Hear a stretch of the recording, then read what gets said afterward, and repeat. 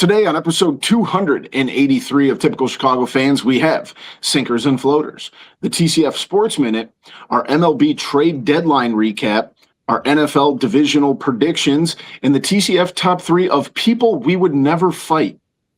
Let's roll. I would like to wish you all the best with your podcast, Typical Chicago Fans. Again, best of luck to you and your podcast, Typical Chicago Fans. And one final thought, Zach. Go Cubs! And peace. Hello and welcome back, Typical Chicago Fans, brought to you by our incredible sponsor, Connect Roasters Coffee. Today is episode 283. Make sure to check us out on X at typical_Chicago. Also head to Facebook, Instagram, TikTok. Search up Typical Chicago Fans. Give all those pages a like as well. Get on over to YouTube and subscribe for all of our content in video form. Wherever you get your podcast, we are there as well. So subscribe, rate, review, 5 stars, whatever you can, wherever you get your podcast, we are there. You can find me on X at BoomyTCF, and of course the man that I am joined on screen with tonight right over here, that is Zach at Z Lilia TCF. Zach, I don't know if I want to complain because today was hot, but we have had probably the coolest summer that I can ever remember. Yeah, it was nice how I went golfing, and was really humid, and then it would rain, and it would feel good, and then it would get humid again. But yeah, nothing to complain about at all. Mostly it's been weird, like later at night when I'm on my way home from work, is when it's the worst because it's like a hazy humid. I was going to say, has it been like foggy almost at 3 in the morning? And then if like puts like a film on your windshield, it's very hard to get off, and it's just annoying. We got home late last night. I mean, it was like 11 o'clock, and the fog was rolling in because the temperature had dropped down into the low 60s. And I was like, this is kind of eerie, but it hasn't. We've had like 2 90+ degree days, I feel, or like a week of it, maybe. Yeah, but you never know. It could still be bad, but hopefully we get into fall without it being too bad. Well, and I was even saying it today. We live in Mendota, and we have our annual like city festival, Sweet Corn Fest, and normally it's just cooking. I mean, you usually don't go like 2 years without a day that like sweat's just rolling down your back every single day.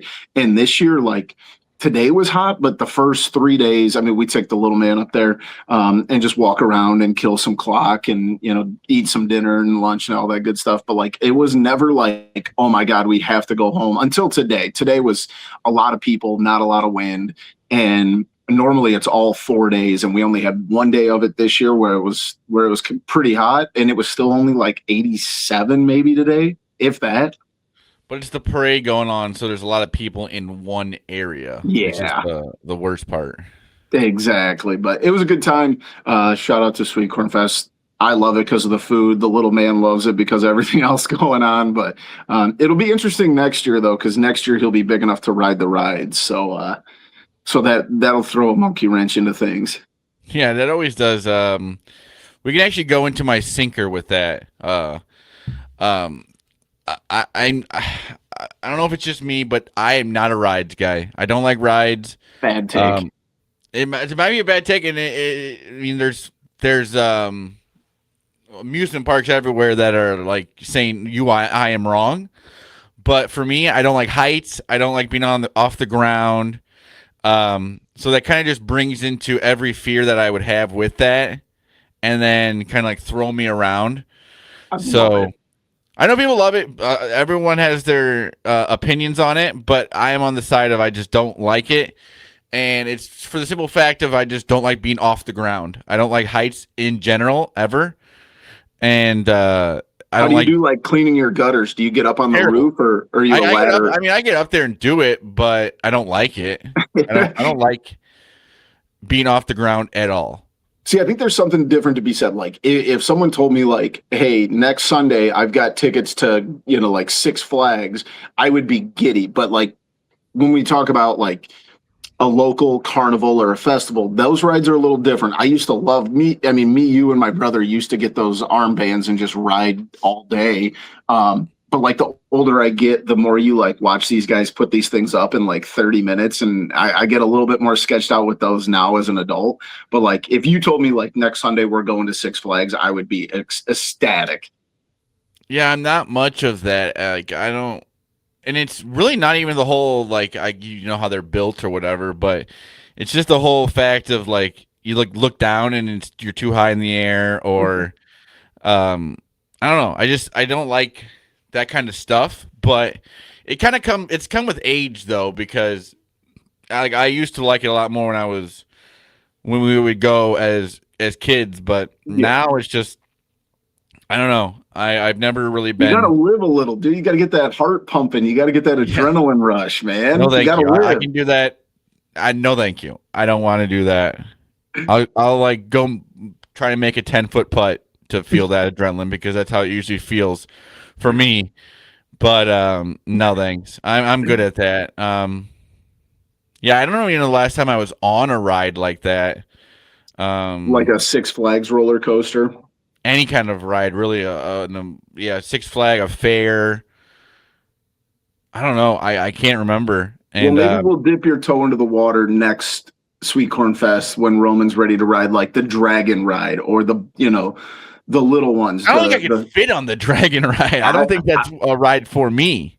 I promise to our listeners, if we somehow get Zach on the dragon ride, I will take lots of pictures.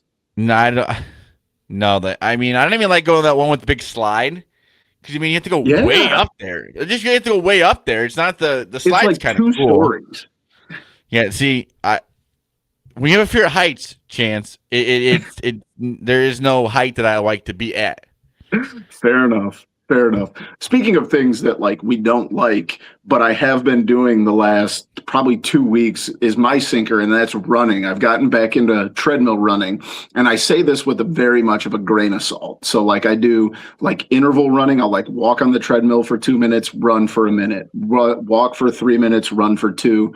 But it's just one of those things. Like I lift weights 4 or 5 times a week. And it just got to a point like, I'm 35. I can't, just lift weights for now on and, expect, positive. Obviously there's benefits to lifting weights, but there's a whole other part of fitness. So I've been running lately. Knock on wood, have had very little negative side effects so far. The knees are doing okay. The back is all right, but it sucks when you're doing it, but then I get off. I'm like, man, that I feel better that I did that. But I just know eventually, like my shin splints are going to come back. I'm going to get another herniated disc or something like that. But right now I'm in like the sweet spot of actually enjoying it for the first 2 weeks. Like I was on my way to golf at 9:00 in the morning, on Saturday, and I'm like looking around, like there's a few people out running, and I'm like, that just seems terrible. I have yet to do any outside running. It's all been treadmill. Yeah, I don't know. I don't know if I have. My knees are pretty bad, and I do enough. I try to tell myself I do enough at work that it's not cardio though. It's more lifting. Yeah, but it's just thinking about doing it sucks. I've kind of changed my routine. I was texting you about this. I don't know if it was yesterday or whatever, but I'm trying to find like the best like schedule, and what's been working for me the last 2 weeks was lifting and doing my cardio after my son goes to bed, which is usually like 8:30ish. But that means I'm not getting to the gym until 9 p.m. Boy, is that drive a struggle sometimes, because you're like, I should just turn around. The reason I started doing it is because I noticed that like a bulk of my calorie intake is from like 9 to 10 p.m. after he goes to bed, and I'll like grab an ice cream or grab some snacks and then just sit there and watch TV with my wife. And then I'm like, oh, I just ingested 900 calories right before I go to bed. I don't know how to say this nicely, but I think you should just stay home, eat the ice cream, and just chill out. Don't hurt yourself. You're that little devil on my shoulder, man, because that little voice speaks to me every night when I get in my truck at 9 o'clock. Well, the problem with that is you have to think about it all day long about doing it. Yeah.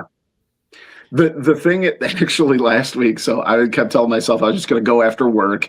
And and get it taken care of, but then would always find an excuse. But then I got to a point where I'm just like, I have to get it done. If I don't, go at 9 o'clock, I'm not going to go. So then I just and like, I always worry, like I take pre-workout pretty regularly, but you can't take it at 9 o'clock at night. You'll never go to sleep. So I have been lifting without pre-workout for the last like 2 weeks, and I don't know how I'm getting through it.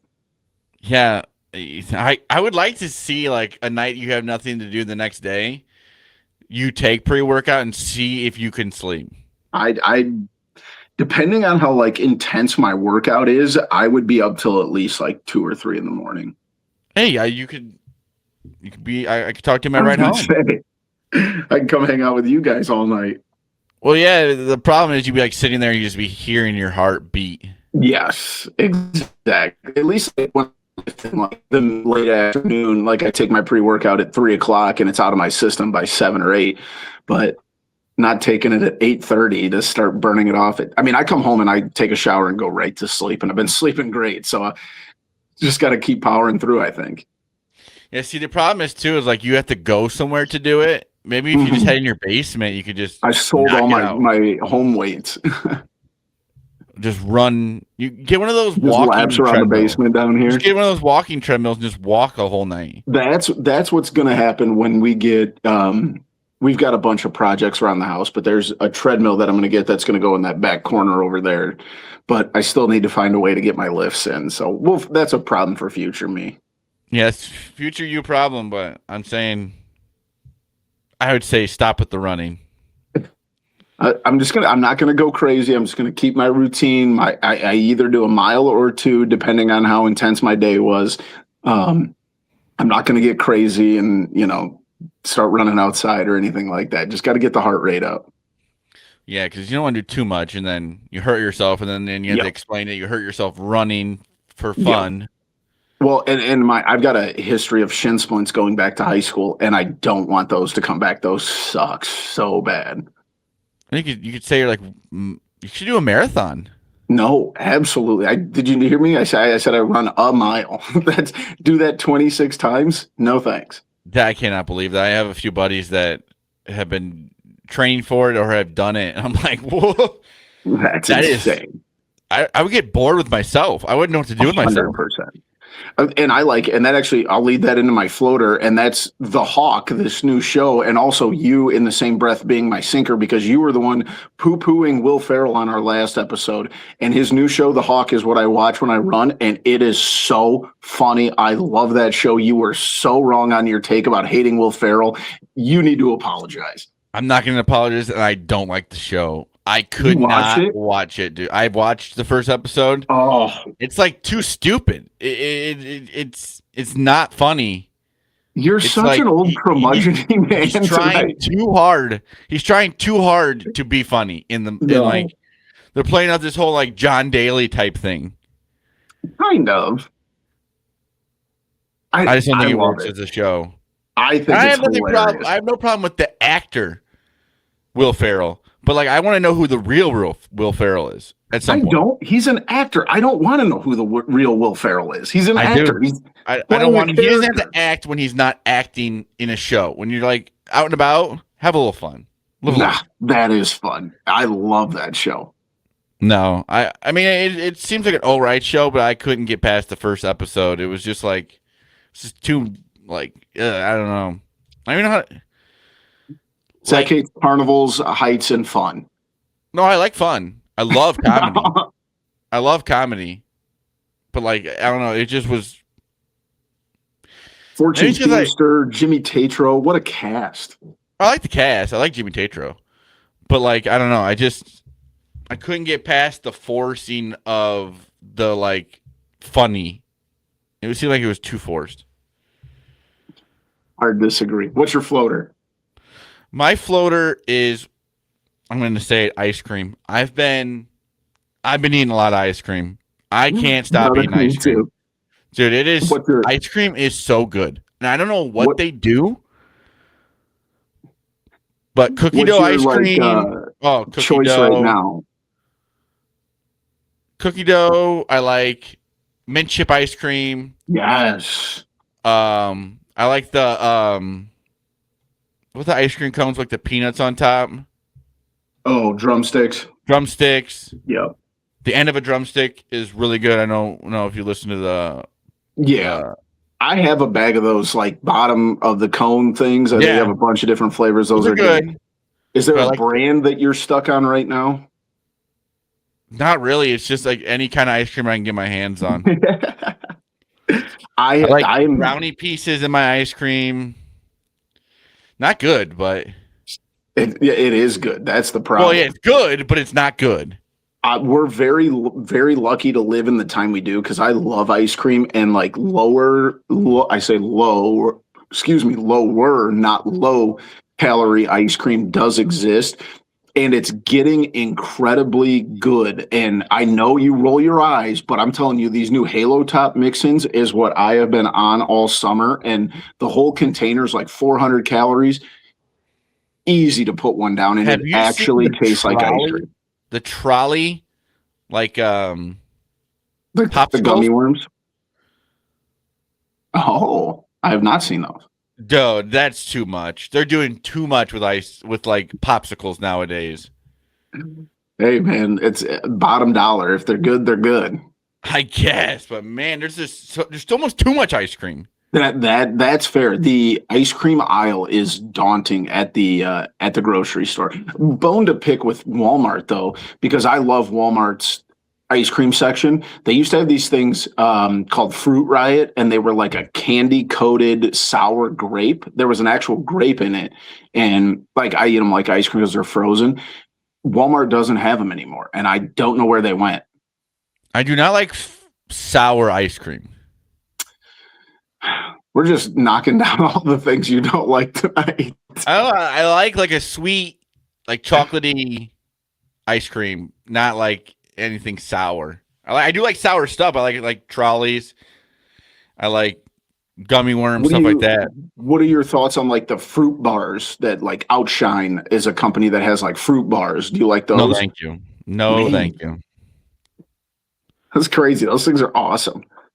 That's fine. You can have them. Like a lot of people eat them, it sounds like. We're gonna have to find something that we can agree on here. I think cookie dough ice cream. We can agree on that. Yeah. Mint. I do love mint chip, and we are very. I feel like we're in the minority of the population. Yeah, I feel like a lot of people. That's a take I don't like. Yeah, there's not, and especially if you get like a mint chip with an Oreo in it. Oh, like a mint chip cone. Oof. Yeah. Oh, remember those old Schwann's mint chip cones? I actually was up in Wisconsin. They had a waffle cone bowl.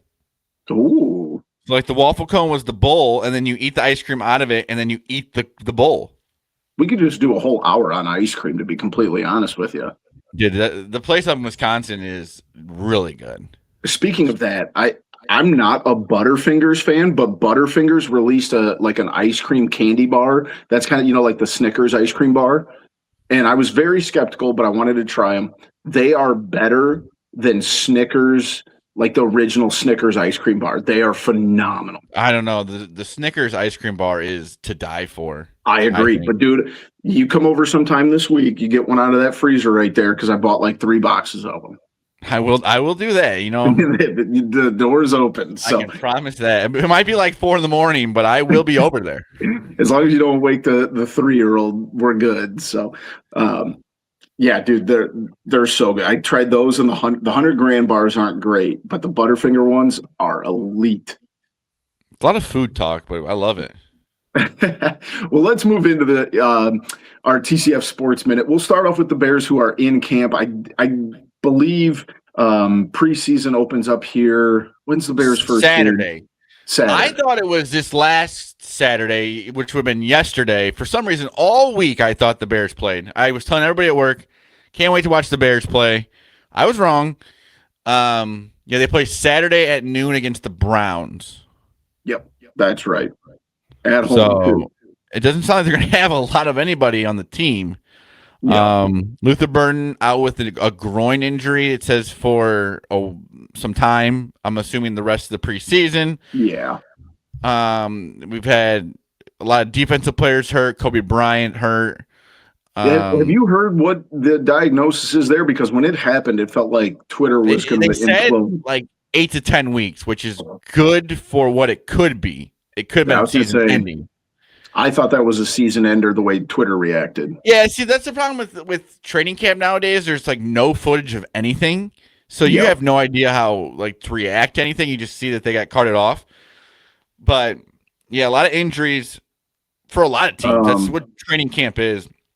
Darnell just- Wright getting a huge extension, 4 years, $116 million. That's just I like how extensions are like, wow, I can't believe the money, but every extension is going to go up for players. But yeah, I mean, they're locking players down. I like that. The offensive line is getting locked down. I really don't have much for training camp because you don't really know. You hear a lot of things. You don't see a lot of things. You see like, oh, Roman Dunze had a great catch at the end of a practice. Caleb had a good throw. This and that, but you don't really know what's going on until the problem is there's just not enough like real action going on that you can see that in the first few weeks of the regular season. You just see it takes a little bit to get teams going nowadays because no one really does preseason. I think you'd agree with this, and like I feel the same way. Like with the Packers stuff, is that like you'll see like Caleb Williams throws an interception, but it's because like a defensive back made an incredible play on a ball. So it's like you're conflicted in your brain. Like, am I happy that this defensive back made an incredible play, or Jordan Love, scrambles out and gets picked off, but he did fall over that one time. That was pretty funny.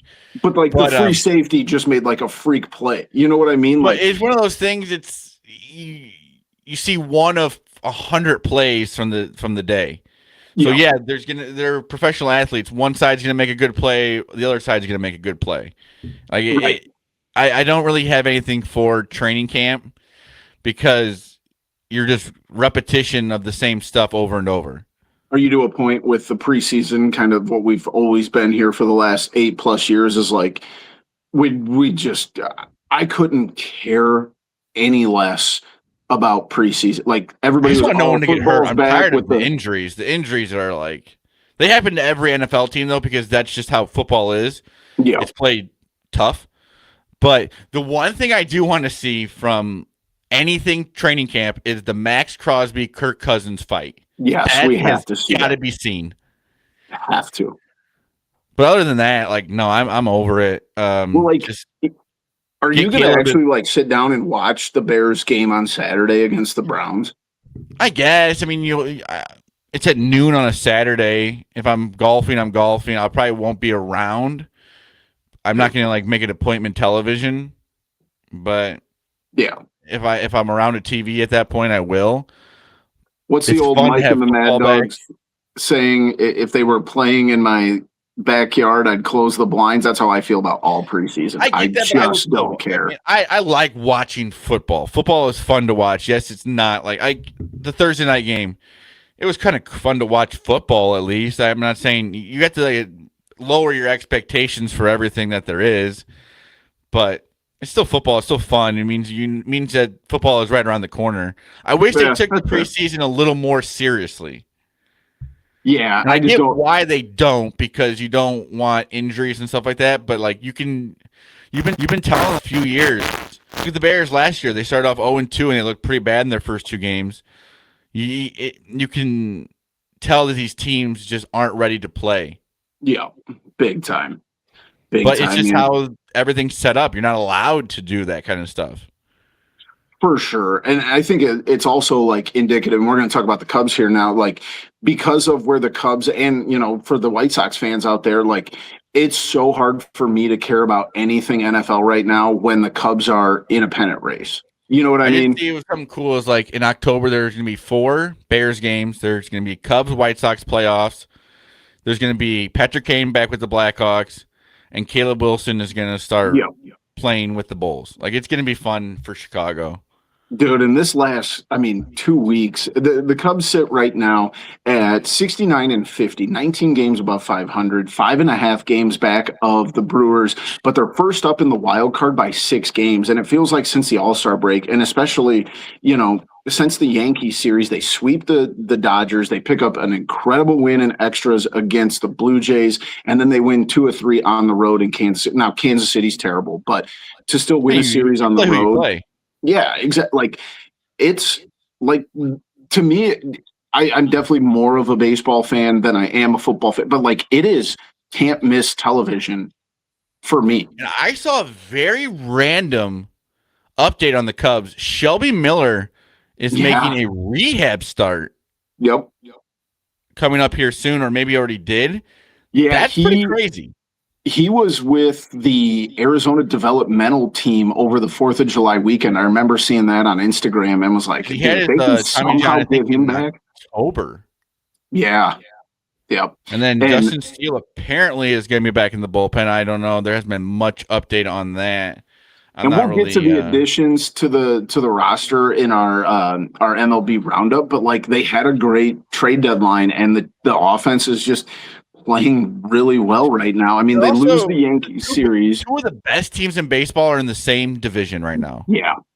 Which is just the crazy. Cubs, I think, have the 4th best record, tied for the 3rd best record in the National League. And they wouldn't have had this years and years ago because of how many times the division would have played each other. I think the way that you play every team, it's a lot more competitive now and like more fun to watch. Oh, definitely. I mean, and then this week we've got the Cubs are in Washington to play the Nationals and then come home and have the Cardinals. And the Cardinals kind of fallen off here in the second half. Yeah, because I think between August 31st and September 8th or 9th, the White Sox, the Cubs and Brewers play 7 games. Yep. So it's going to come down to that. They're still out of it, but anything can happen if you can stay in it.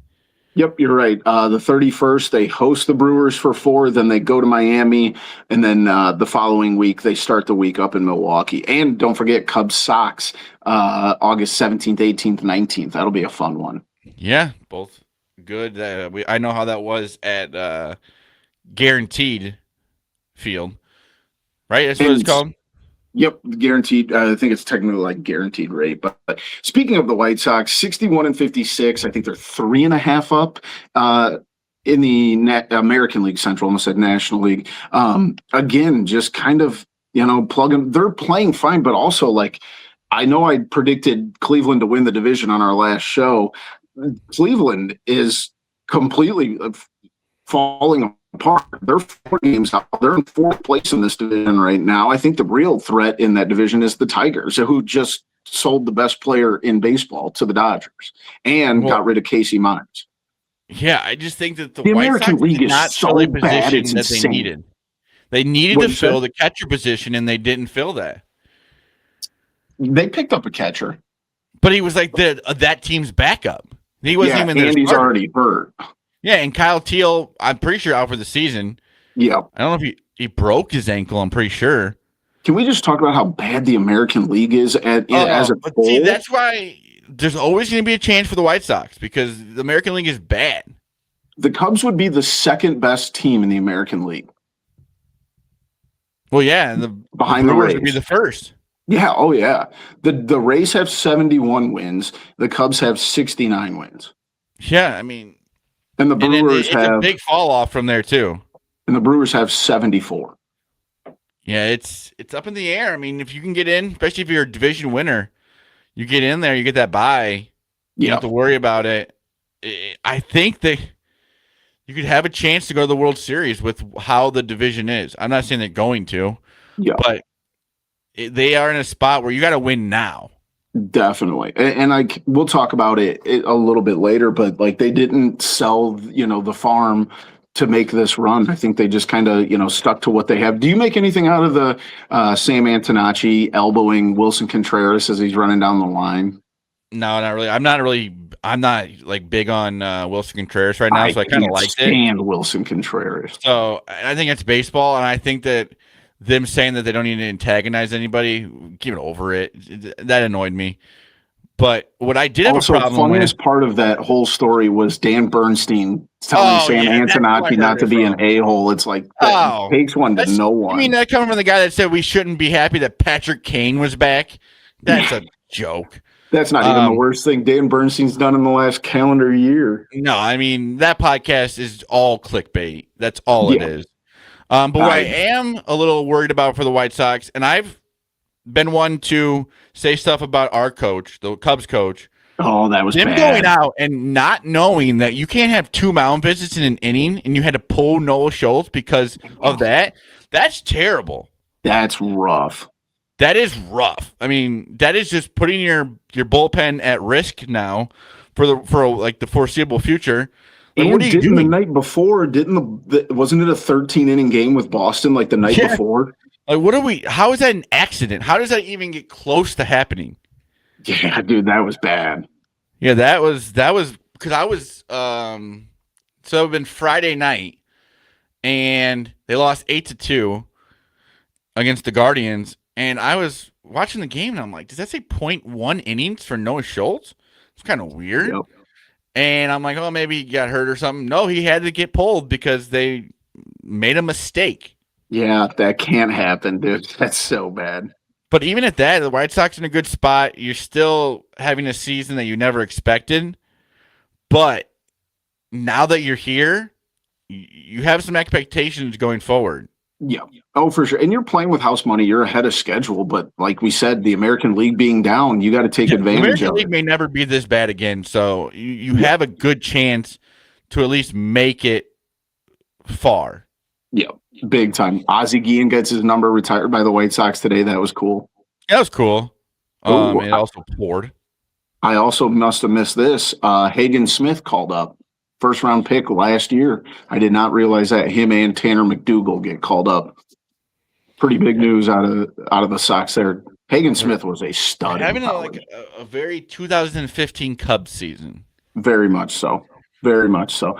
It's going to be fun, man. Like you said earlier about October, like even September in the pennant race, I don't think like the White Sox, I do think now that they're, they've kind of weathered the storm since the All-Star break.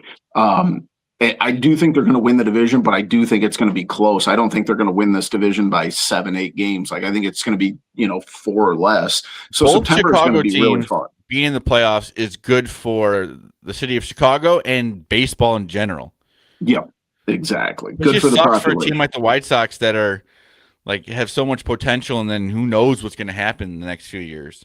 100%. Baseball is going to ruin itself, and I hate to be this way, but it always does this. It has this. The stock is high. We have all these new rules. There's the ABS is going well. They have the pitch clock. They have the challenges. Everything's having fun, and then they're just going to take time off for no reason. Yeah.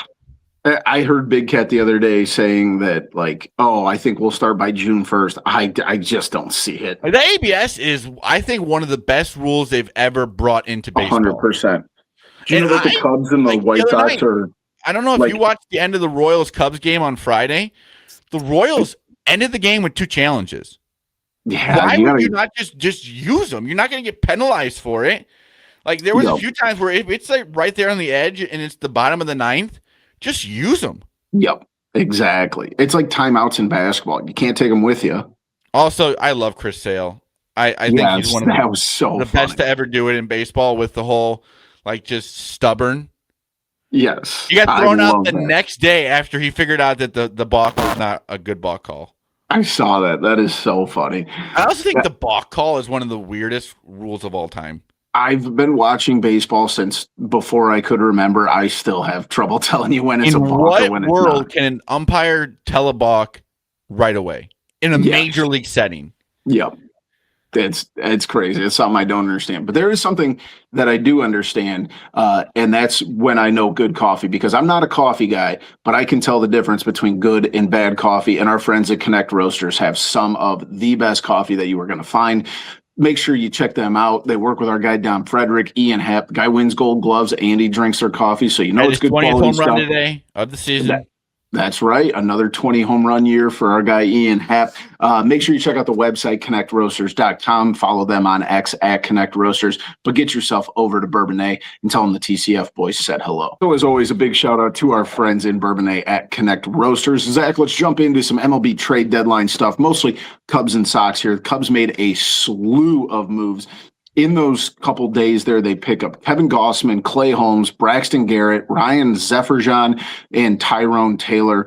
I love the moves. It felt like, and they DFA'd Jamison Tyone to make room for all of that.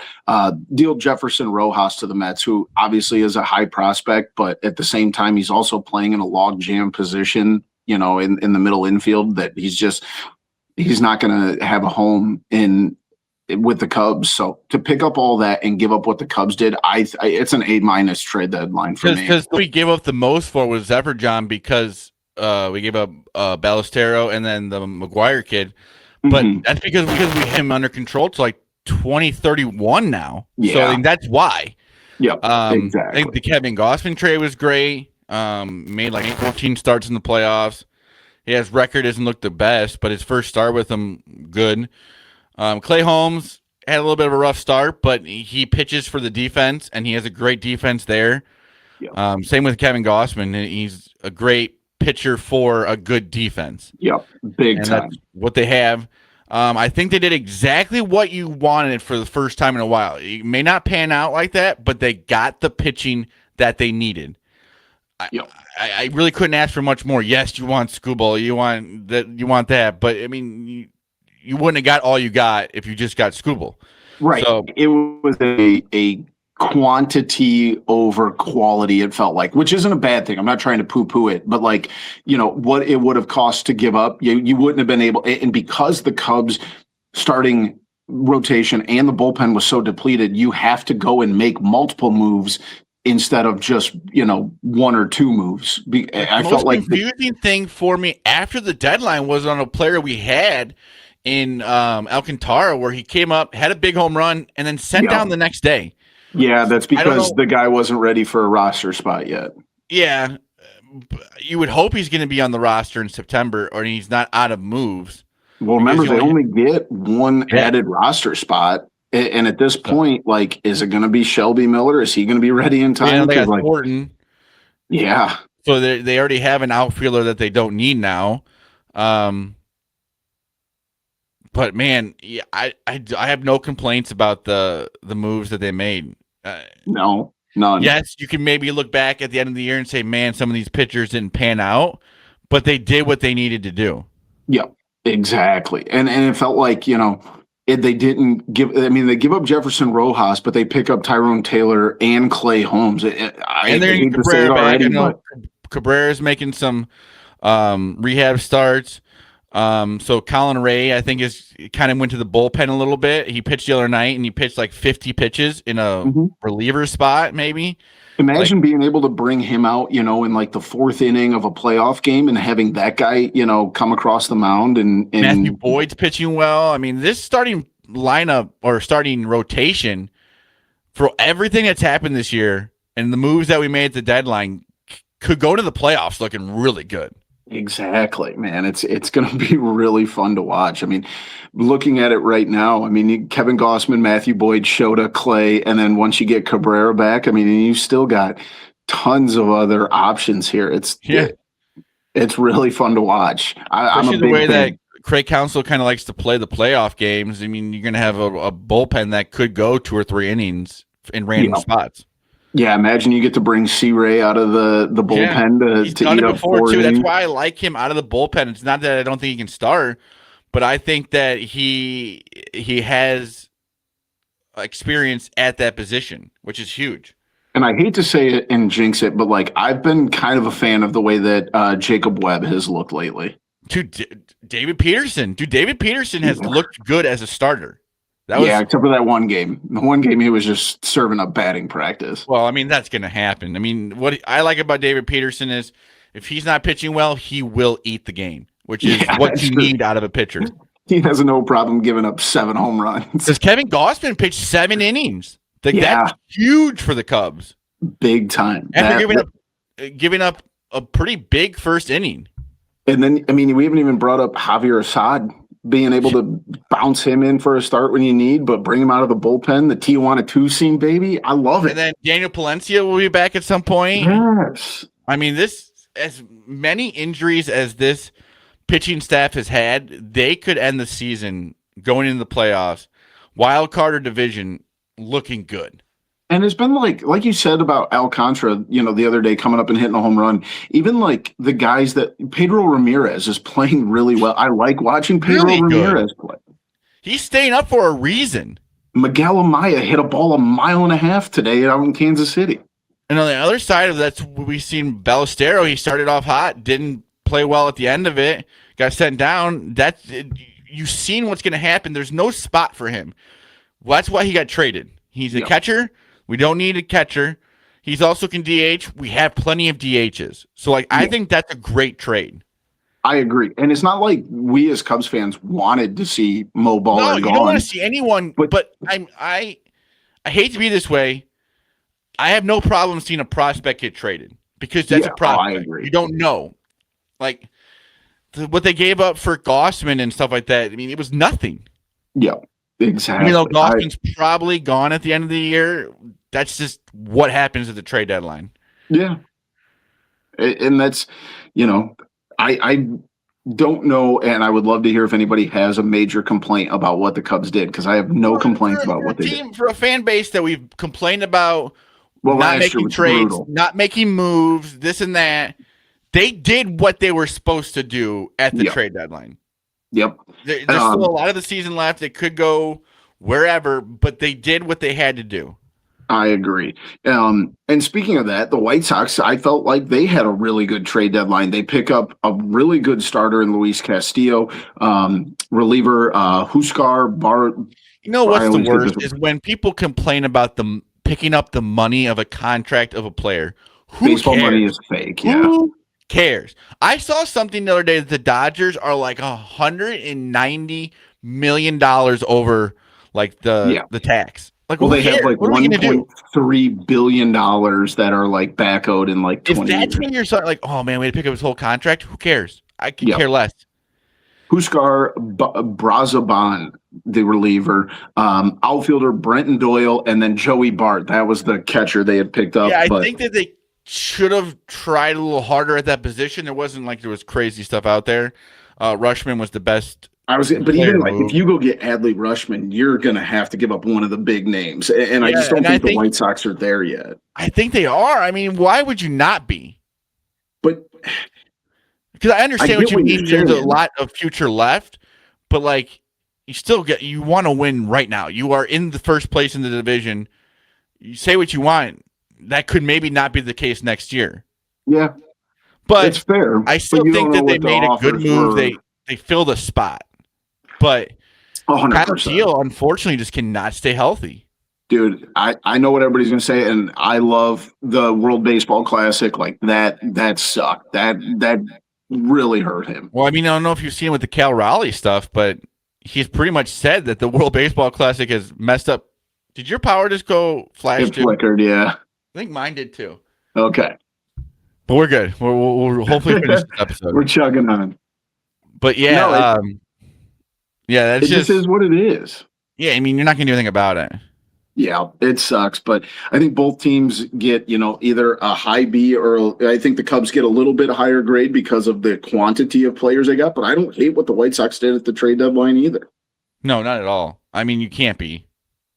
Yeah, it'll be fun, man. Like we just said earlier, it's going to be a really fun September and October. Also in September and October, the NFL. So let's do our NFL divisional predictions. We're not going to go super in-depth here, but kind of see where we're sitting at with who's going to win every division. So let's start in the AFC East to somebody other. I believe the Patriots won it last year.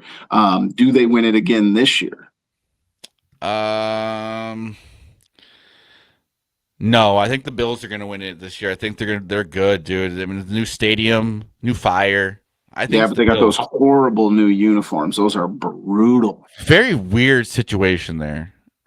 Bills are the favorite, minus 136. I want to keep saying the Bills, but how many times is it going to be the Bills, and they just can't. Now we're just picking divisional winners.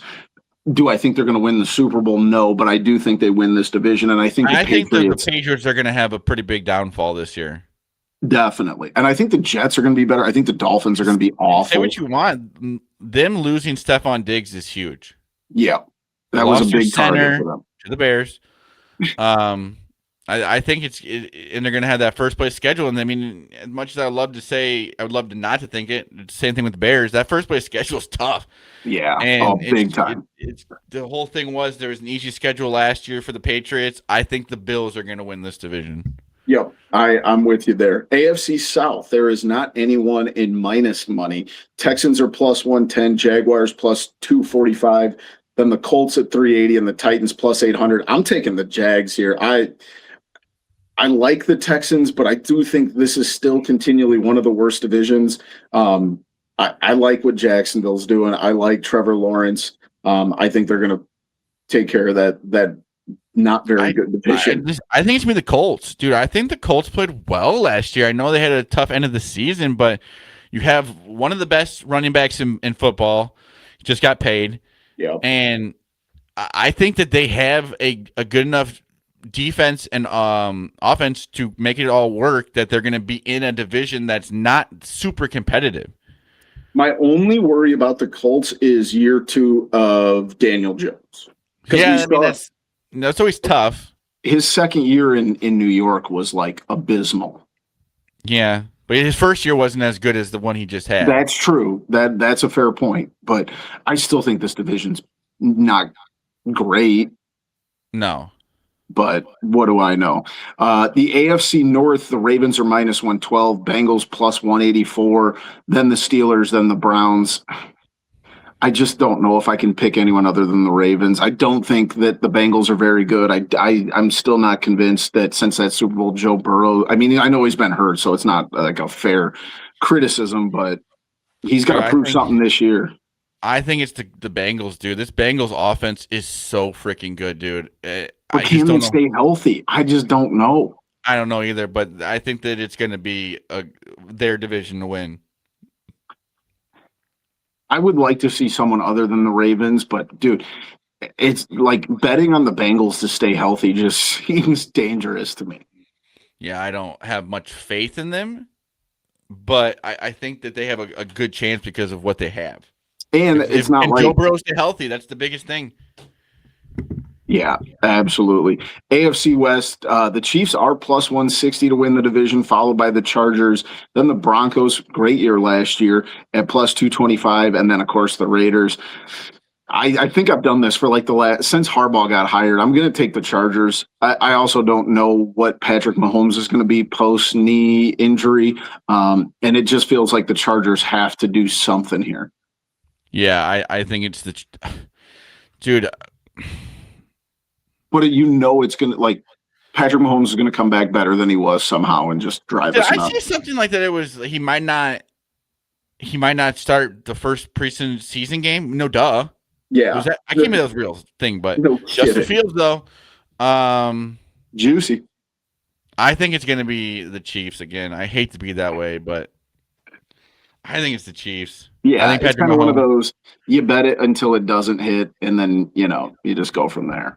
I think he's going to have the redemption story that Robert Griffin III wanted to have from his ACL injury. Yes. Like, remember they had that whole comeback story, this and that. I think that's what they wanted from him, and I think that's what Patrick Mahomes is actually going to have. I think that's completely fair. Moving to the NFC, in the NFC East, Eagles plus 115, Cowboys plus 235, then the Commanders and the Giants. I do think the Giants, although I don't think they're going to win the division, are going to be improved under John Harbaugh. But I think that's going to be a much better division than people give it credit for, because I think the Commanders are kind of on a, show me what you can do, because last year was abysmal. And I feel like if they don't either win the division or go to the playoffs, like, Dan Quinn's getting fired. Yeah, I think the same thing. I think you're right. I think I hate to say it because I hate him, but I think the Cowboys are kind of in a like do or die situation. Like, Dak's not getting any younger. I think the Eagles have peaked a couple years ago. So what the heck? Give me the Cowboys here. I think the Cowboys too. I think Dak Prescott is better than a lot of people want him to be. Yeah, just because he's a Cowboys quarterback. He's a really good. Like if he can stay healthy, he's a good quarterback. Yeah, and I mean, like I feel like the Eagles were a little bit down last year, but they also have a lot to prove. Bouncing back. Yeah, not a great year after a Super Bowl win. You gotta come out and prove something. But I don't think they're the same team they were 2 years ago. No, I think you're right with that. I think that the Jane Daniels era was good at the start, but it's just tough to be. I mean, Joe Burrow went to the Super Bowl super early too. Yeah, that is true. Not everything is promised. Definitely. NFC South, this division's awful. Oh my Terrible. God. Buccaneers plus 164. I think Saints you're plus gonna get 265. a mad Baker Mayfield. Maybe that's the best you can hope for. But who's he throwing to? Yeah, that is true. And I don't really like the way Vita Vea doesn't want to be there. No one on that team likes Todd Bowles. Panthers look good. I was going to take the Panthers. They're young. They've got a really good quarterback. They've got some good wide receivers. Their running game scares me just a little, but I mean, I think Bryce Young is a lot better than people give him credit for, and Ted McMillan, I think, is going to be a stud. So in this awful division, give me the Panthers. Yeah, I think you're right. I don't want if I don't have to watch any NFC South games this year. I think NFC I'll be okay South and AFC South, both bad. Yeah, bad. The NFC West, Rams at plus 100, Seahawks plus 205, then the 49ers and the Cardinals. I just don't see a way that the Rams don't win this division. I don't see how they don't win the Super Bowl, but yeah, they have to be predicted to win this. They're like the Dodgers right now. Yeah. It's annoying, but they are. And like, it's crazy to say that about the Seahawks who won the Super Bowl last year, but I just don't think they can duplicate that with Sam Darnold. I'm not trying to put on Sam Darnold. He won a Super Bowl. Like a second year is going to be tough for him. Sophomore slump. Yeah. Which is crazy because it's like his 7th year in the NFL. Well, yeah, that is true. And then, of course, the NFC North, the Lions actually have the highest odds to win the division, then the Packers, then the Bears, then the Vikings. We all know who we're all taking here. The Packers are going to win this division. You're going to say the Bears are going to win this division. But yeah, I think the Bears are in third because of strength of schedule. It's going to be pretty tough. I think the Vikings, we can agree the Vikings are easily the worst team in this division. We can agree on that. Yes, absolutely we can. I don't even know who the quarterback is going to be. We already know you like the Bears. You like the Packers. I like the Bears. We can just use this time to say how bad the Vikings are going to be with the maybe one of the best wide receivers in the league. They're going to suck. Absolutely. Kyler Murray stinks. Yeah. And your next option is JJ McCarthy, who also stinks. JJ McCarthy's career might have peaked by beating the Bears week 1 last year. We don't got to worry about that, but yeah, it might have. It'll be interesting. We'll get a little bit more in depth on the next episode. So let's wrap things up. As always, we've got the TCF top 3, and we are going to do the top 3 of people we would never fight. So let's try to be specific here and not. I know who I got first. Go. Mike Tyson. That's never a good one. In a million years, he could be 100 years old. Never fighting Mike Tyson. That's a really good choice. I was going to go with The Undertaker. He just scares me. He's so big. At least that's sort of a character. Like Mike Tyson, I mean, that guy's just all around scary. But yes, if we're going to Undertaker himself, like the way that they portray him, that he just shows up in darkness, that is not. Well, and also, scary. Like, if he's in his costume, and like, you can correct me, you know more about wrestling than I do, but like, if he shows up in his costume, I'm like, I might be able to, to fight, but he's the Undertaker. He can't die. I cannot win this fight. Yeah, we're screwed. Okay. All right. I want to make sure we're all on the same page there. I will also go with Ray Lewis. That's who my second round pick. For many reasons, you don't want to fight Ray Lewis, but yes. May or may not have been present when someone. Well, that's. Yeah, we don't have to say it. Mine is Brock Lesnar. Oh, see, I was hoping you weren't going to take That it. guy. NFL player, wrestler, UFC fighter. That's why I was hoping you weren't going to take it. Just, I mean, insane. I know he played for the Vikings. I didn't realize that. Yeah. I like weirdly remember that because I was not a wrestling guy. That's a good pick. My last one, Khabib. That's a good. See, my last one, I'll go with John Jones. He's just Khabib, though. I mean, that guy's taking to the ground. I mean, that guy, he's got too much ground you're control. tapping out ASAP. But yeah, John Jones, you don't want to see him anywhere. Yep. That's and you don't know what You know what he's on or what he's doing. What he's on, how long he can go. I don't. No thanks. I don't know. What did you have any honorable mentions? I mean, I guess you go on for a while. Like, I wouldn't want to fight. Oh, man, I should replace John Jones. This is the one I wrote. Lawrence Taylor. Oh yeah, I mean but for also similar reasons. Yeah, he smoked cigars inside of a stadium once. I'm pretty sure he also put things up his nose there too. Well, yeah, that was a long time ago. He recently smoked cigars in the stadium. There's so many like old. Brian Urlacher was one. Brian Urlacher, Luke Kuechly, he just got inducted to the Hall of Fame. Yeah, that's a good one too. Anybody who's ever played linebacker, let's just say that. And I also wrote down anyone with cauliflower ear, but I didn't want to be super broad. Yeah. Ronda Rousey. Ronda Rousey would knock me out so fast. Who else? Let's see. John Cena. Yep. Bill Lambier. Oh yeah, there's some sports. That's a good sports one. Ron Rasheed Artest. Wallace. Ron Rasheed Artest Wallace. started a Dennis riot. Rodman. Yep, that's a good one.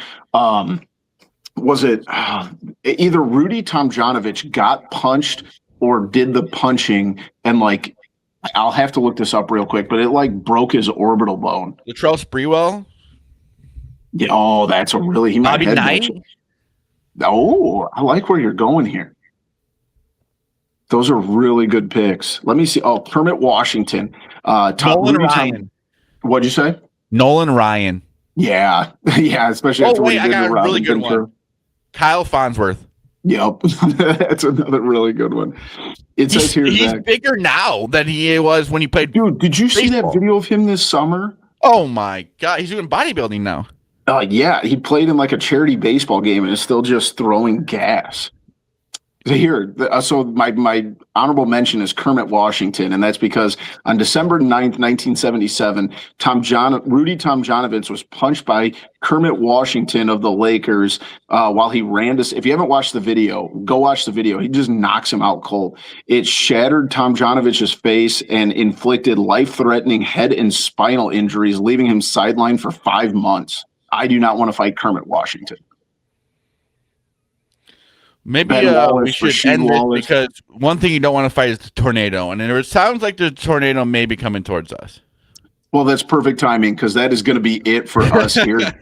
Thanks as always for checking in. Episode 283. Make sure you check us out on X at @typical_Chicago, Facebook, Instagram, TikTok. I post a video up on those socials every day, a little day in history, trying to do a little bit more just everyday content on there. So make sure you give all those pages a follow. Follow on YouTube for all the content in video form. Wherever you get your podcast, make sure you subscribe, rate, review, 5 stars, send to a friend, share with people, help us out. You know we appreciate it. You can check me out on X at BoomyTCF. It's right down here on the screen. Zach, right over there, is at ZAlilia TCF in the bottom left of his screen.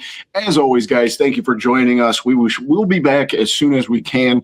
But as always, man, we appreciate it. Thanks for checking in. And that's going to be it for us. That was episode 283 of Typical Chicago Fans. We love you all. Peace.